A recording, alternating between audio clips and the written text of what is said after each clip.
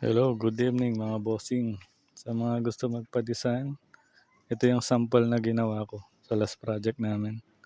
So, ginamit ko lang dyan na base plan is 2D sa AutoCAD version. Then, itong last project namin is combination ng mixed-use housing, commercial and residential. Commercial sa ground floor or first level, and then sa upper levels ay residential units. So, mostly sa mechanical MEP. Actually, ang trade ko.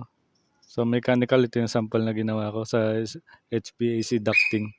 So, gumamit ako dito sa residential ay cabinet type HUs. Same sa commercial with the combination sa mga maliit na kwarto na ceiling concealed type FCUs. Small. Lahat ng design na to with may kakaibat na supporting documents. Yan, tinanggal ko yung base plan para makita yung 3D view. Mostly ganyan yung output niya sa 3D view. Sa mga gusto magpagawa, pwede niyo ako i-PM kung meron kayong mga extra work.